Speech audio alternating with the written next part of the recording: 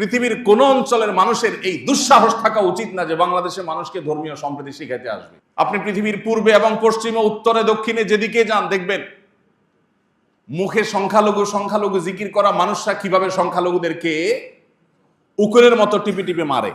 পশ্চিমারা দেখবেন সংখ্যালঘু সংখ্যালঘু জিকির শোনায় আমাদেরকে। ওদের ওখানে মুসলমানরা কেমন আছে একটু খোলা খোঁজ খবর নিয়ে দেখেন। ওই দেশে থাকা মুসলমানদের থেকে খবর নেন যে তোমরা কেমন আছো, মসজিদে আজান দিতে পারো কিনা, মন চাইলে একটা মসজিদ খুলতে পারো কিনা। অথচ আমার এদেশে খ্রিস্টানরা তাদের ধর্ম পালন করছে, হিন্দুরা তাদের ধর্ম পালন করছে, মুসলমানরা পারলে তাদের সম্প্রীতি দিচ্ছে, পারলে পাহারাদারি করছে তাদের মন্দির যাতে হামলার শিকার না হয়। এটা সেই দেশ। এদেশের মানুষকে এই সেকুলারিজম গিলায়া ওই ট্যাবলেট খাওয়াইয়া আমাদেরকে মানুষ বানানোর প্রয়োজন না। আমরা আগে থেকে মানুষ আছি আলহামদুলিল্লাহ। বরং সংখ্যাগরিষ্ঠ মানুষ এদেশের ধর্মপ্রাণ, হিন্দুরাও ধর্মপ্রাণ, মুসলমানরা ধর্মপ্রাণ, হিন্দুরা তাদের ধর্মে, মুসলমানরা তাদের ধর্মে ধর্মপ্রাণ। অতএব রাষ্ট্র পরিচালনার যে মূল সংবিধান, সেই সংবিধানে যদি ধর্ম বিশ্বাসের প্রতি শ্রদ্ধাবোধ থাকতো তাহলে এদেশের ধর্মপ্রাণ মানুষদেরকে রাষ্ট্র অন করত, তারা রাষ্ট্রকে অন করত এবং রাষ্ট্র অনেক বেশি এগিয়ে যেতে পারত। 24-এর এই পরিবর্তনের পেছনে আপনারা জানেন যে এদেশের ধর্মপ্রাণ মানুষদের কি পরিমাণ অবদান আছে। সেই আবু সাইদের ফেসবুক ওয়ালে যদি আপনি যান, আপনি তার লাইনে লাইনে দেখতে পাবেন কতটা ধর্মপ্রাণ সে ছিল। এভাবে একটা একটা করে আপনি যদি দেখেন, অগণিত মাদ্রাসার ছাত্ররা এখনো তাদের চোখ নাই, হাত নাই, পাও নাই, তারা হসপিটালের বেডে কাতরাচ্ছে। আমি পত্রিকার কোনো পাতায় দেখিনি তাদের অবদানকে শ্রদ্ধার সাথে উল্লেখ করতে, কিন্তু হসপিটালের বেডে বেডে গিয়ে আমি নিজের চোখে দেখেছি তাদের কষ্টগুলো।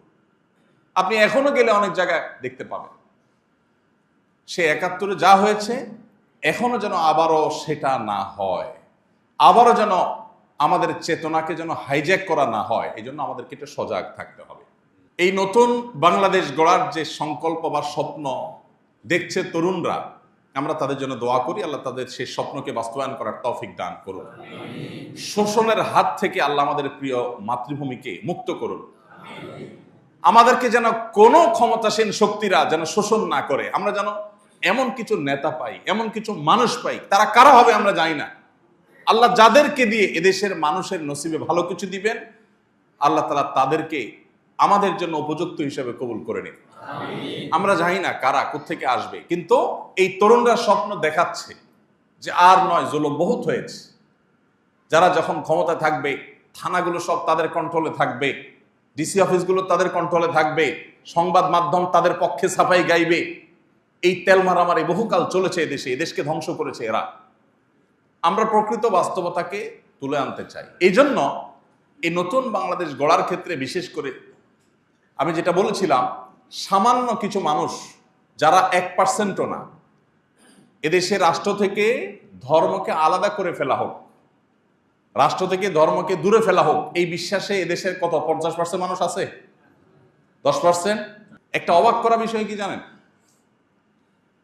এই জনগণের চেতনা বলে জিগির করা পাবলিককে যদি বলেন যে একটা গণভোট দেন, এরা মরে যাবে, কোনোদিন গণভোট দিবে না।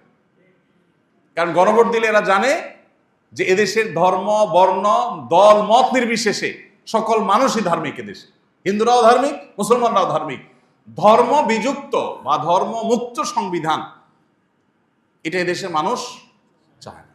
আমরা শুধুমাত্র মুসলমানদের কথা বলছি না, আমরা বলতে চাই যে আমাদের সংবিধানে এমন কোন ধারা, উপধারা যদি থাকে যেটা এদেশের মানুষের ধর্মীয় এবং সামাজিক মূল্যবোধের পরিপন্থী, তাহলে সেটা অটোমেটিক বাতিল হতে হবে।